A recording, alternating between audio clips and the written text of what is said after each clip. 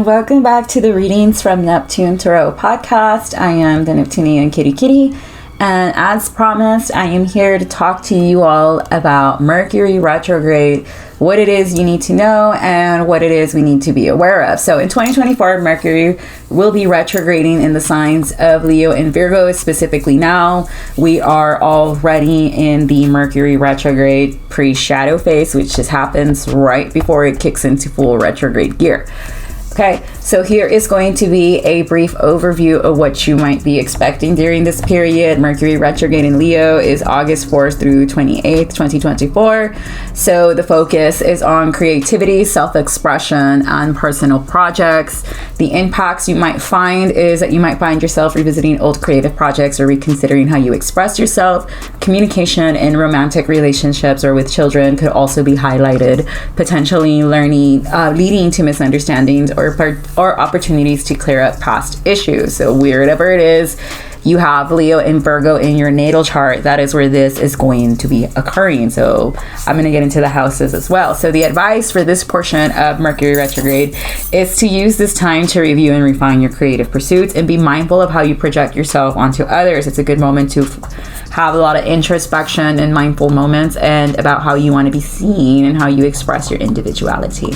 Another point is when Mercury retrograde finally shifts into Virgo between the dates of August 28th through September 15th, we're going to switch from creativity to more details, organizations, and health focuses impacting it's going to have that. This phase is a good time to reevaluate your daily routines, work habits, and health practices. You might find that issues related to organization or communications at work come up for review.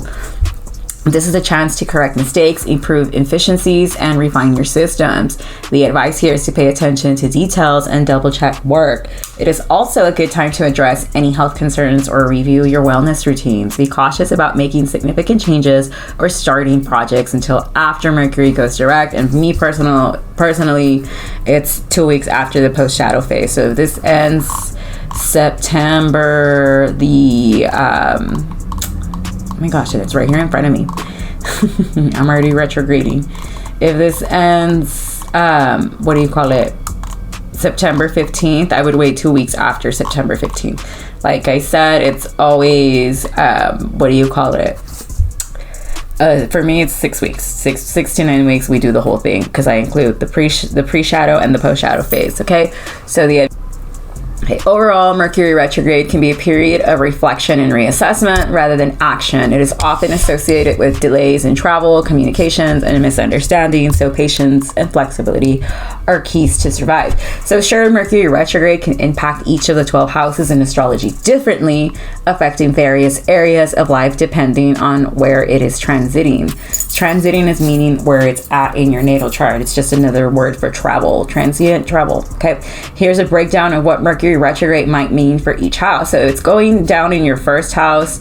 You are going to refocus on house of personal identity, self-image, and first impressions. And it's going to have an impact that you may consider is how you present yourself to the world or reevaluate your personal goals and identity. This could be a time for introspection about who you are and how you want to be perceived. Now, if Mercury is transiting your second house, you're going to be looking into your finances and values and the personal finances, possessions, and values. Okay, how you spend your money. You're going to be either letting go of old things that no longer serve your house, and also it's a part of good feng shui.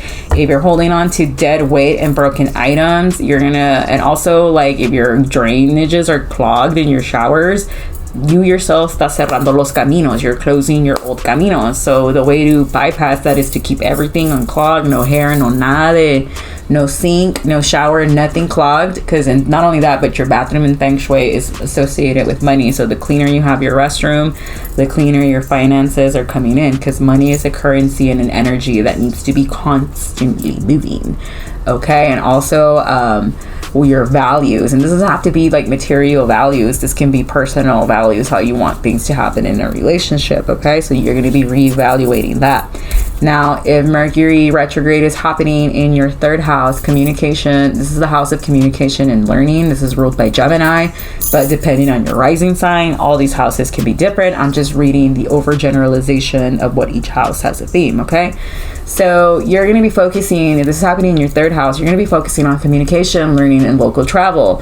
So miscommunications, travel delays, and issues with siblings or neighbors could arise. It's a good period for reviewing or revisiting educational pursuits and for clarifying misunderstandings with those close to you. It's time to rehash and move on, okay?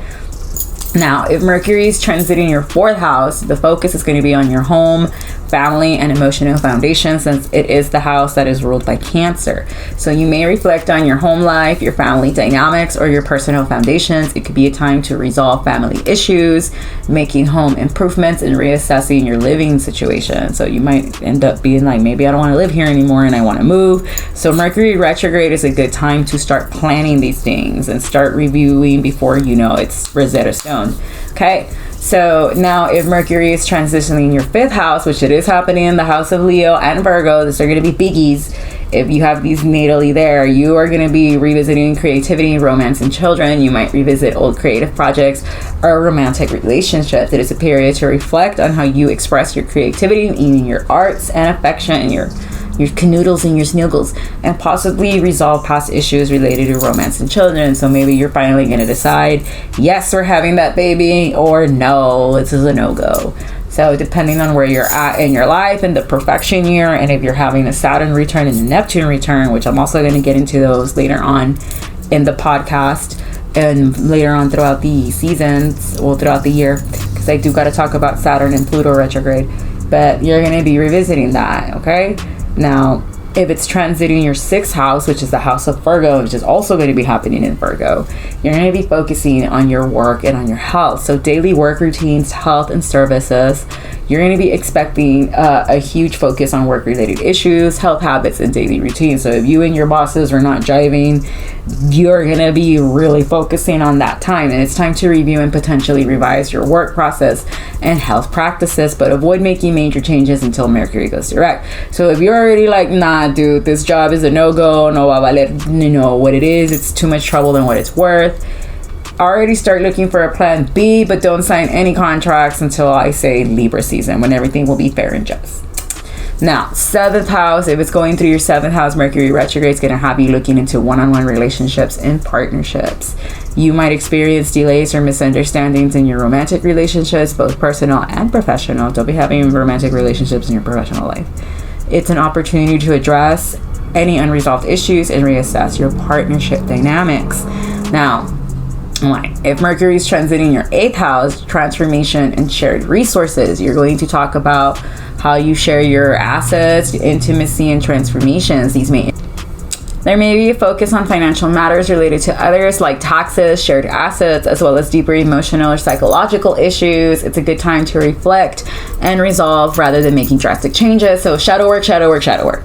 All right, and if it's transiting your ninth house, philosophy and expansion, the house of higher learning, the focus is going to be on higher education, travel, and philosophy. You might revisit old beliefs or educational pursuits and encounter delays or changes in travel plans. It's a period to reflect on your personal philosophy and long-term goals, since it is the house ruled by Sagittarius. Now, in the 10th house, you're going to be focusing, if it's happening there, your Mercury retrograde, you're going to be focusing on your career and on your public life, career, reputation, and public image. Issues related to your career or your public image may come to the forefront. It's a time to review and reflect on your career goals and professional relationships, but be cautious about making major career changes, okay? Nothing for sure until Mercury's direct. I would wait until about Libra season, like I said, maybe the second week of Libra season. Now, if it's transiting through your 11th house or retrograding in your 11th house, you're going to be focusing on your friendships and goals. So you're going to be focusing on friendships, social networks, and long-term goals. The impact is you might reconnect with old friends or reassess your social networks and long-term aspirations. It's a period for reviewing your goals and how you interact with groups or organizations. Now, finally, the 12th house, if it's transiting or retrograding in your 12th house of spirituality and inner work, you're going to be focusing on inner reflection, solitude, and subconscious matters. And the impact is this transit may bring up hidden issues or encourage deep introspection. It's a time for addressing past unresolved issues and engaging in self-care or in spiritual practices. Now, remember, Mercury retrograde is a time for reflection and review rather than new beginnings. Use this period to reassess and refine rather than to launch new projects or make major decisions. But let's say you're like me and you have Mercury naturally retrograded in your natal chart. I often have more successes during Mercury retrograde than those that don't. And I have it natally retrograding in Virgo, which is the house it's supposed to rule in, which is why oftentimes those of you that know me in real life, I can be a real awkward duck, or I can, I am on my P's and Q's when communicating. It's hit or miss with me. But this has been Mercury retrograde and what you all need to know, what you all need to be aware of throughout the houses and how it's going to be affecting you.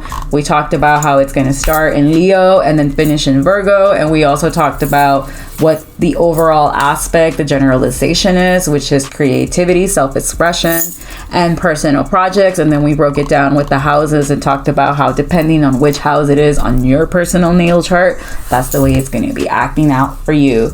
Join me next time when I talk about Saturn retrograde, Pluto retrograde, Chiron retrograde, and of course Neptune retrograde, since this year we do have 5 planets in retrograde. Mercury retrograde happens every year, but the rest, we're going to talk about that. So stick around and come back next week for your weekly horoscopes of August 5th all the way through August 11th here on Readings from Neptune Tarot podcast on Spotify. Wishing you all the best and stay safe out there. And remember, just make your plan B, C, D, E, and F, and know all your exits and breathe during this Mercury retrograde. Bye-bye.